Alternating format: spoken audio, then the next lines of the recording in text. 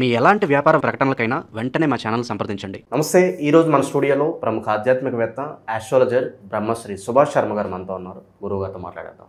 నమస్కారం గురుగారు. శ్రీమాత్రేనండి. గురుగారు, నవంబర్ మాసం విశేషంగా ధనుస్సు రాశి వాళ్ళకి ఎలాంటి స్థితిగతులు రాబోతున్నాయి? సో ఓవరాల్గా ఎలాంటి ఫలితాలు ఎక్స్పెక్ట్ చేయొచ్చు? రెమెడీస్ కూడా ఏదైనా ఉంటే తెలియజేయండి ధనుస్సు రాశి వారి కోసం. తప్పకుండా తెలియజేస్తున్నా. ముందుగా ప్రేక్షకులందరికీ శ్రీమాత్రే నమః, శ్రీ గురుభ్యో నమః. యాదేవి సర్వభూతేషు మాతృరూపేణ సంస్థిత నమస్తస్సై నమస్తస్సై నమస్తస్సై నమో నమః. ధనస్సు రాశి, ఈ రాశి వారికి ఈ మాసంలో మంచి సత్ఫలితాలు ఉన్నాయని చెప్పుకోవచ్చు. ధనస్సు రాశిలో పుట్టినటువంటి జాతకులు ముక్కుసూటి వ్యక్తిగా ఉండేటటువంటి వ్యక్తులు, అలాగే ఏదైనా కూడా నిక్కచ్చిగా మాట్లాడేటటువంటి వ్యక్తులు, ధైర్యము సాహసోపేతమైనటువంటి పనులు చేయడంలో ధనుసు రాశి వారు ముందుంటారు అని కూడా చెప్పుకోవచ్చు. అంటే అడ్వెంచర్స్ చేసేటటువంటి వారిలో ఈ ధనుసు రాశి వారు ఒకరు అని చెప్పుకోవచ్చు. అలాగే ధర్మంలో కానీ, నీతిలో కానీ, న్యాయంలో కానీ, ఏదైనా మాట్లాడేటటువంటి వ్యవహారంలో కానీ తప్పకుండా నిజము ఉంది, దాని ధర్మపరంగా ఉంది అని అనుకుంటే కనుక చాలా ముందు వరుసలో ఉండేటటువంటి వారు ధనుసు రాశి వారు అని చెప్పుకోవచ్చు. ధనుసు రాశిలో పుట్టినటువంటి జాతకులు ఫిలాసఫర్స్ కానివ్వండి, గైడెన్స్, ఎదుటి వారికి గైడెన్స్ ఇచ్చేటటువంటి రంగంలో ఉండడం కావచ్చు, లేదంటే గురువు హోదాలో ఉండేటటువంటి అవకాశాలు కావచ్చు, లేదు అని అంటే కనుక 10 మందికి ఆదర్శంగా ఉండేటటువంటి వ్యవహారంలో కావచ్చు, లేదా వృత్తి వ్యాపారాదులలో చూసుకుంటే ఒక టీచర్స్ కావచ్చు, ఒక లెక్చరర్స్ కావచ్చు, లేదు అని అంటే కనుక ఒక పురోహితుడు కావచ్చు, ఇలాంటి తరహాలో ఉన్నటువంటి వారు ధనుస్సు రాశిలో జన్మించినటువంటి జాతకులు అని చెప్పుకోవచ్చు.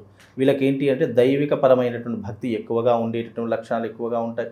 దైవాన్ని ఏ విషయంలోనైనా సరే దైవం యొక్క అనుగ్రహం ఉంటే అన్నీ జరుగుతాయి అని నమ్మేటటువంటి వారిలో ఈ ధనుస్సు రాశి వారు ఒకరు అని చెప్పుకోవచ్చు. కాలంలో వీళ్ళకి ఏంటి అంటే ఏ దానికైనా కాలమే సమాధానం చెప్పుతుంది అన్నటువంటి తరహాలో ఉన్నటువంటి వ్యక్తులు ఈ యొక్క ధనుస్సు రాశి వారు అని చెప్పుకోవచ్చు. కాబట్టి వీళ్ళకు ఇప్పుడున్నటువంటి స్థితిలో చూసుకుంటే అన్ని లాభదాయకమైనటువంటి అంశాలే ఉన్నాయి. వృత్తి వ్యాపారాలలో మంచి లాభాలు సంపాదించేటటువంటి తరహాలు కనిపిస్తూ ఉన్నాయి. అలాగే పెద్దలంటే గౌరవం ఉంటూ ఉంటుంది. 10 మందికి ఆదర్శంగా ఉండేటటువంటి వ్యక్తిత్వం కలిగినటువంటి వారు. అలాగే వీళ్ళు ఏదైనా తప్పు చేద్దాం అనుకున్నా కానీ వీళ్ళకు కాలం కావచ్చు, పరిస్థితులు కావచ్చు, తప్పు చేయకుండా చాలా మట్టుకు కంట్రోల్ చేసేటటువంటి విధానంలో వీళ్ళు ఉపయోగించుకుంటూ ఉంటారు. కాబట్టి ఈ ధనస్సు రాశి వారు ఎవరైతే ఉన్నారో వాళ్లకు ఈ మాసము చాలా అద్భుతంగా కలిసి వస్తుంది అని చెప్పుకోవచ్చు. కుటుంబ వ్యవహారాలలో ఇన్ని రోజులు పడుతున్నటువంటి ఇబ్బందులు కావచ్చు, కష్టకాలం కావచ్చు, ఆపదలు కావచ్చు, అన్నిటినీ కూడా చక్కదిద్దుకునేటటువంటి అవకాశం ఈ మాసంలో ఏర్పడుతూ ఉంటుంది. వీళ్ళకు ఆర్థికపరమైనటువంటి ఇబ్బందులు ఏవైనా ఉన్నా కానీ వాటన్నిటినీ కూడా సరిదిద్దుకునేటటువంటి తరహాలు ఈ మాసంలో వీళ్ళకు ఏర్పడేటటువంటి అవకాశాలు కనిపిస్తున్నాయండి.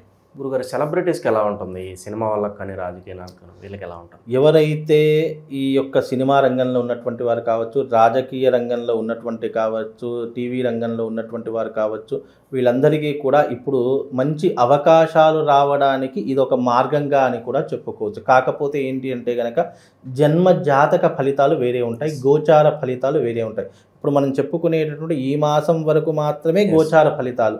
ఎందుకు అని అంటే కనుక ఎప్పుడైనా రాజకీయం కావచ్చు, సినిమా ఇండస్ట్రీ కావచ్చు, నాటక రంగం అంటే ఈ టీవీ రంగం, చిత్ర పరిశ్రమ కావచ్చు, వీరందరికీ ఎలా ఉంటుందంటే జన్మజాతక ఫలితాలలో వీళ్ళు ఈ రంగంలో రాణించగలుగుతారా లేదా.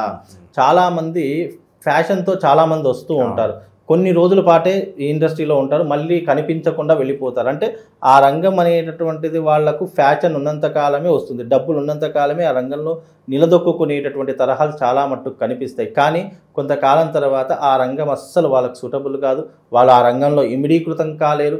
ఆ రంగం నుంచి వెళ్ళిపోయి వేరే రంగంలో అంటే బిజినెస్లో కానీ, వ్యాపారంలో కానీ, ఇతర రంగాల్లో కానీ స్థిరపడినటువంటి వ్యక్తులు చాలామంది ఉన్నారు.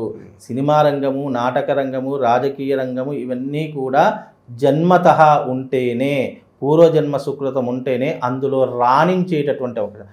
ఎప్పుడూ కూడా ఏదైనా ఒక రంగంలో రాణించాలంటే శాశ్వతమైనటువంటి రంగం అయి ఉండాలి. ఏదో కొన్ని రోజులు వెలిగి మళ్ళీ తర్వాత కనిపించకుండా పోతున్నామంటే అది దాన్ని ఆ రంగంలో ఉన్నారు అని చెప్పడానికి అవకాశం ఉండదు. కాబట్టి ఎప్పుడైనా కూడా సినిమా రంగం కావచ్చు, నాటక రంగం కావచ్చు, లేదా రాజకీయ రంగం కావచ్చు, అందులో తప్పకుండా యోగం అనేటటువంటిది ఒకటి ఉండాలి. ఆ యోగం ఉంటేనే అందులో రాణించడానికి అవకాశం. కాకపోతే ఎవరైనా ఈ ధనస్సు రాశి వారు జాతకులు ఎవరైనా ఉన్నట్టయితే రాజకీయ రంగంలో తప్పకుండా అభివృద్ధి పదం వైపు వెళ్తూ ఉంటారు. మంచి ఆర్థికపరమైనటువంటి ఇబ్బందులు అన్నీ వెళ్ళిపోయి మంచి పురోగతిని సాధించేటటువంటి అవకాశాలు రాజకీయ రంగంలో ఉన్నటువంటి వారికి ఏర్పడుతూ ఉంటాయి. అలాగే ఈ సినిమా రంగంలో ఉన్నటువంటి సెలబ్రిటీస్ ఎవరైతే ఉన్నారో వాళ్ళకు కూడా మంచి మంచి అవకాశాలు వస్తూ ఉంటాయి. పెద్ద పెద్ద సినిమా అవకాశాలు వస్తూ ఉంటాయి. దాన్ని సరిగ్గా యూటిలైజ్ చేసుకునే చాలామంది ఏం చేస్తారంటే అందొచ్చినటువంటి అవకాశాలను కాలదన్నుకుంటూ ఉంటారు. బికాస్ కాలం కలిసి రాకను, వాళ్ళకు టైం లేకనో చాలామంది అలా చేసుకునే కొంతమంది వదిలేసిన సినిమాలు ఎలా ఉన్నాయంటే అది వేరే హీరోలు చేయడం వల్ల అవి టాప్ పొజిషన్లో ఉన్నటువంటి సంఘటన చాలా మటుకు మన ఇంటర్వ్యూస్లో చూస్తూ ఉంటాం. అంటే బికాజ్ ఏంటి, వాళ్ళ దగ్గరికి వచ్చినటువంటి ఆ హిట్ అయ్యేటటువంటి మూవీ ఛాన్స్ వేరే వాళ్ళకు వెళ్ళిపోతుంది. బికాజ్ వీళ్ళ యొక్క ప్రభావం అనేటువంటిది ఎలా ఉంటుందంటే దరిద్రము, వీళ్ళకు వచ్చినప్పుడు అవకాశాలు వచ్చినప్పుడు వీళ్ళు పట్టించుకోరు, అవకాశాలు లేనప్పుడు మాత్రము వాటి వెంట పడుతూ ఉంటారు. కాబట్టి అవకాశము అదృష్టం అనేటటువంటిది కొన్ని రోజులు మాత్రమే ఉంటుంది. దాన్ని ఉన్నప్పుడే వినియోగించుకుంటే తప్పకుండా ఆ యొక్క సక్సెస్ అనేటటువంటిది కొన్నేళ్ల పాటు మనం అనుభవించవచ్చు. కాబట్టి ఇప్పుడున్నటువంటి తరహాలో తప్పకుండా సినిమా రంగంలో ఉన్నటువంటి వ్యక్తులకు ఈ ధనుసు రాశి వారు ఎవరైతే ఉన్నారో తప్పకుండా వాళ్ళకు పెద్ద సినిమా అవకాశాలు వస్తూ ఉంటాయి. సినిమా రంగంలో రాణించడానికి చాలా చక్కనైనటువంటి అవకాశం. ఇప్పుడు నాటక రంగంలో అంటే ఈ టీవీ సీరియల్స్ ఆర్టిస్ట్ కావచ్చు, లేదా కొన్ని షోస్ ఆర్టిస్టులు కావచ్చు, వాళ్ళు సినిమా రంగంలో ఎదగాలి, మంచి మంచి ఆపర్చునిటీస్ రావాలి అని ఆలోచిస్తూ ఉంటారు. అలాంటి వారికి ధనుసు రాశి వారు ఎవరైతే ఉన్నారో తప్పకుండా వాళ్ళకు ఇప్పుడు మంచి అవకాశాలు వస్తుంటాయి. సరిగ్గా యూటిలైజ్ చేసుకుంటే మంచి సత్ఫలితాలను పొందుతారండి. ఇక శత్రువుల పరిస్థితి ఏంటి గురుగారు? వీళ్ళని పీడిస్తున్న వాళ్ళ పరిస్థితి ఏంటి? శత్రువుల పీడ ప్రతి రంగంలో ఉంటుందండి. ఈ రంగంలో శత్రువులు లేరు అనడానికి లేదు. ఎవరి స్థాయిలో వాళ్ళకు శత్రువులు అనేటటువంటి వారు ఉంటారు. చిన్న స్థాయి వాడికి చిన్న శత్రువులు, మధ్య స్థాయి వాడికి మధ్యమైనటువంటి శత్రువులు, పెద్ద స్థాయి వాడికి పెద్ద పెద్ద శత్రువులు. అంటే వాళ్ళ రంగాలలో కానీ, వాళ్ళు చేసే వృత్తి వ్యాపారాలలో కానీ వాళ్ళ స్థాయిలో వాళ్లకు తప్పకుండా ఈ అన్ని రంగాల్లో శత్రువులు ఉన్నారండి. వీళ్ళ దాంట్లో లేరు అన్నటువంటి అంశాలు ఏమీ లేవు. ఎవరికి వారే శత్రువులు అని వాళ్ళు మనసులో అనుకుంటారు తప్ప బయట వ్యక్తం చేయడానికి అంత అవకాశం ఉండదు. కాబట్టి శత్రువులు అనేటటువంటి ప్రతి రంగంలో ఉంటారు. అవి సమయము సందర్భం వచ్చినప్పుడు వాడి శత్రువు అనేటటువంటిది మనకు తెలుస్తూ ఉంటుంది. కాబట్టి శత్రువులు ప్రతి రంగంలో ఉంటారు. ఈ రంగంలో ఉన్నటువంటి వారికి కూడా శత్రువులు అనేటటువంటి వారు ఉంటారు. శత్రునాశనం కోసము తప్పకుండా వాళ్ళు ప్రతినిత్యం భగవత్ ఆరాధన చేసుకోవడం, శత్రువులు ఉన్నప్పటికీ కూడా మనకు ఒక రక్షా కవచం అనేటటువంటిది ఏర్పరచుకోవాలి. ఎవరికైనా రక్షా కవచం రాశుల వారికి తప్పకుండా అవసరం. అది ఏ ద్వాదశ రాశులు ఏ రాశి వారికైనా సరే. ఎందుకు అనంటే కనుక ప్రతి రంగంలో ప్రతి ఒక్క దాంట్లో శత్రువులు కావచ్చు, లేదు అనంటే కనుక నెగిటివ్ ఇంపాక్ట్ కావచ్చు, ప్రతి రంగంలో ఉంటుంది. కాబట్టి తప్పకుండా రక్షణా కవచాన్ని ఏర్పరచుకోవాలి. రక్షణా కవచం అంటే దేని ద్వారా కలుగుతుంది? దైవికపరమైనటువంటి ఆరాధన, మనం వెళ్ళేటటువంటి ఆలయాలు, మనం తిరిగేటటువంటి ఈ క్షేత్రములు, మనం దర్శించేటటువంటి దేవతలు, వీళ్ళందరూ కూడా మనకు ఒక రక్షణ కవచాన్ని ఇస్తారు. అంటే వాళ్ళ యొక్క ఎక్కడెక్కడైతే పాజిటివ్ ఎనర్జీలో మనము ఎక్కువగా సంచరిస్తామో ఆ పాజిటివ్ ఆరా అనేటటువంటిది మన శరీరాన్ని రక్షణా కవచంలా మార్చేస్తుంది. అంటే ఆ పాజిటివ్ ఆరా నెగిటివ్ ఆరాని మన దాకా రాకుండా అది అక్కడే అడ్డుకుంటూ ఉంటుంది. కాబట్టి ఇలాంటి మంచి పనులు చేయడం వల్ల, దాన ధర్మాల వల్ల, అలాగే సాత్పుణ్యం వల్ల, ఇలాంటి కొన్ని కర్మల ద్వారా మనము పాజిటివ్ ఎనర్జీ అంటే పుణ్య ఫలితాన్ని పెంచుకున్న వాళ్ళతో అది మనల్ని నెగిటివ్ ఇంపాక్ట్ నుంచి దూరం చేసేటటువంటి క్రతువులు ఎక్కువగా ఉంటాయి. కాబట్టి ఇలాంటి దైవ దర్శనాలు చేసుకోండి.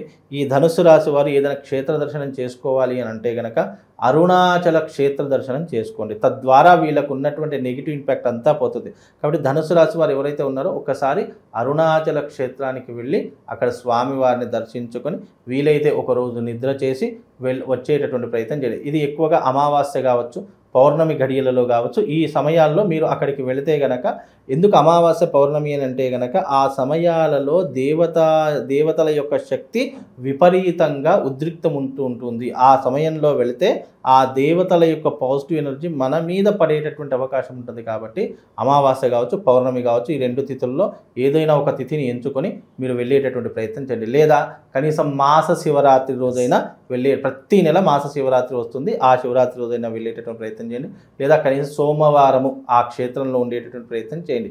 నేను చెప్పిన రోజుల్లో మీకు అనుకూలంగా ఉన్నటువంటి రోజులు ఏదైనా అనుకొని ఆ క్షేత్రానికి వెళ్ళండి. తప్పకుండా శుభం లాభం కలుగుతుందండి. ఓకే, చాలా బాగా వివరించారు. ధన్యవాదాలు గురుగారు. శ్రీమాత్రే నమః.